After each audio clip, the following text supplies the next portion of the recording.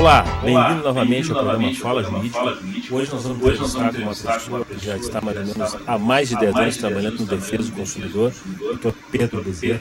Satisfação estar aqui no meu programa e muito mais que minha satisfação, mais de 10 anos que nós tínhamos comentado, o senhor defende aquelas pessoas que estão prejudicadas, que estão, digamos assim, pesadas e que realmente existe um órgão lajeado, que é o PRODECON, o senhor faz parte da digamos assim, todos os interesses voltados para a comunidade no meu programa. Então, bem-vindo.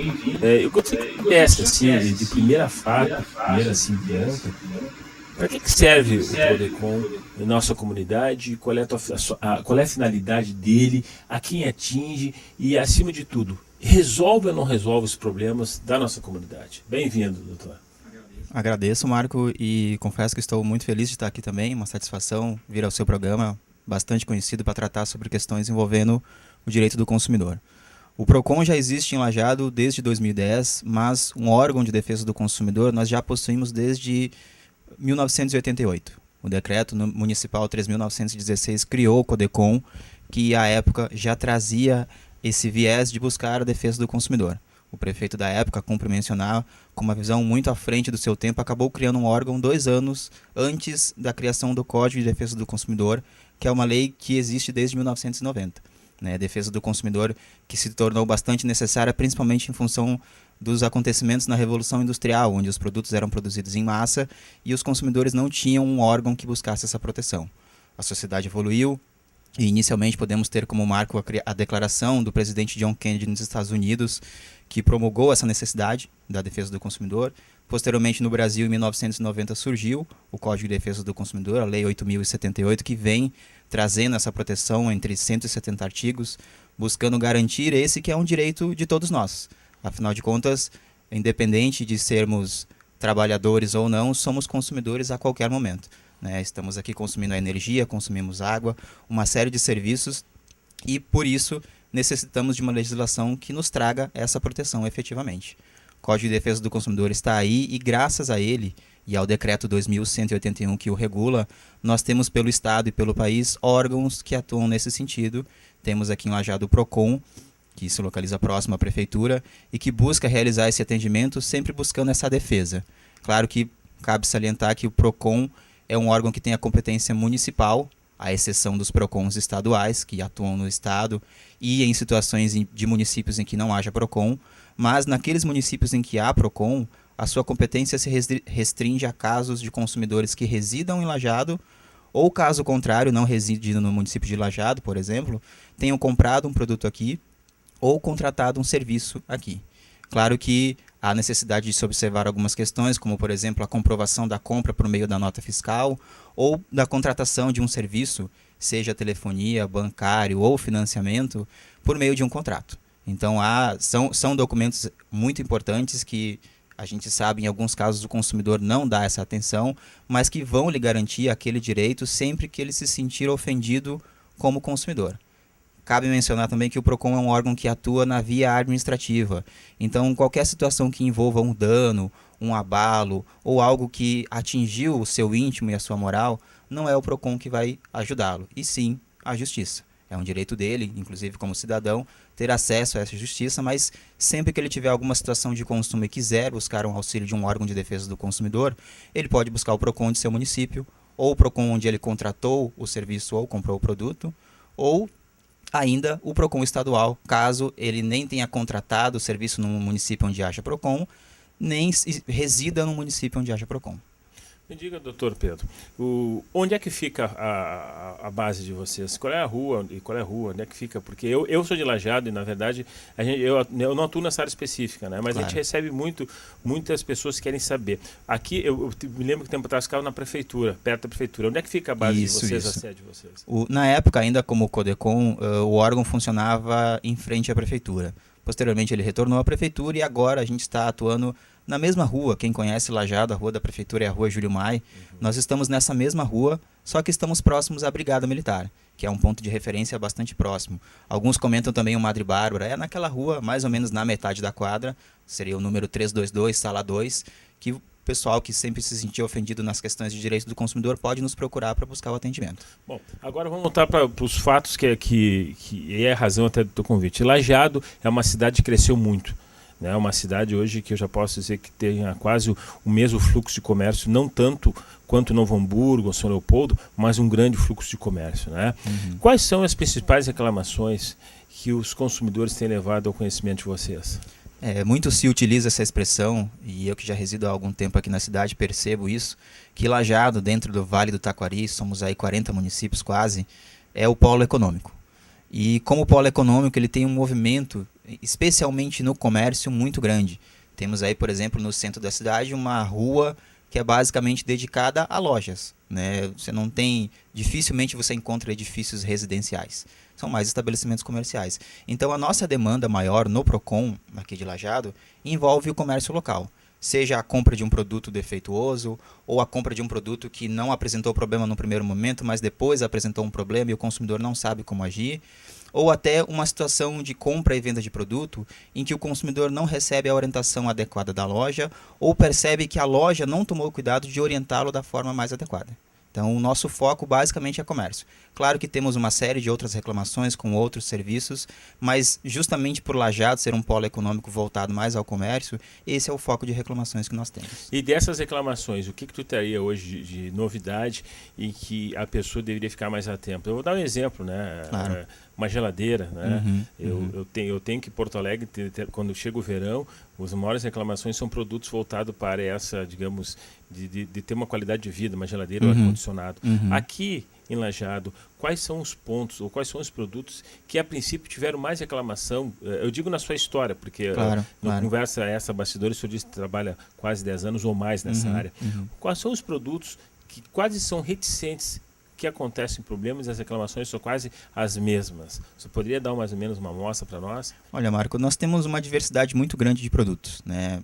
Celulares, máquinas de lavar, forno micro-ondas, geladeira, splits, e agora estamos nos aproximando do verão, então provavelmente vamos ter mais reclamações quanto a esses produtos para melhorar o ambiente das residências. Mas a gente tem uma diversidade muito grande, né? E a gente sempre orienta que o principal direito do consumidor é a informação. Então, se ele tem aquele receio de que daqui a pouco, ao comprar o produto, ele não vai ser informado, que ele busque essa informação prévia. Buscar saber se aquela linha de produto não apresenta problemas com certa frequência, buscar saber como vai funcionar a garantia dele, porque a gente sabe, por experiência própria, que determinados produtos possuem uma garantia maior em virtude de uma instalação por um agente autorizado, por exemplo. Ou ainda, e eu entendo isso como principal, verificar se aquele fabricante daquele produto A, B ou C tem a capacidade de atendê-lo num tempo hábil. Porque a gente sabe, e aí temos um decreto de 2008 que regula os serviços de atendimento aos clientes, mas que ainda é muito falho. Né? Ele não traz toda a proteção que deveria trazer. Temos uma série de reclamações quanto aos serviços de atendimento aos clientes e é bom sempre que o consumidor, antes de comprar, verifique se o call center, se a central de atendimento daquele fabricante consegue lhe atender num tempo razoável. Se ele perceber, por exemplo, que o fabricante X demora um tempo enorme para atendê-lo, mesmo que ele ainda não seja consumidor, que dirá quando ele for realmente consumidor? Aí sim ele vai perceber que essa dificuldade, que já é grande, pode ser muito maior e ele necessariamente vai ter que buscar alguma outra forma de resolver a situação, possivelmente através do Procon. Né? Então, temos reclamações diversas, os produtos são os mais diferentes possíveis, né? Desde um pequeno celular até um refrigerador. Né? Mas a gente sempre orienta que o consumidor busque essas informações a fim de ter uma compra segura, que ele se torne um consumidor prevenido, ao invés de só posteriormente buscar solucionar um problema que ele poderia ter tentado evitar. Doutor Pedro, o que eu tenho visto aqui em Lajeado e tenho visto em outras cidades é que a pessoa ela é imbuída de um ato de comércio de publicidade. Claro. Né?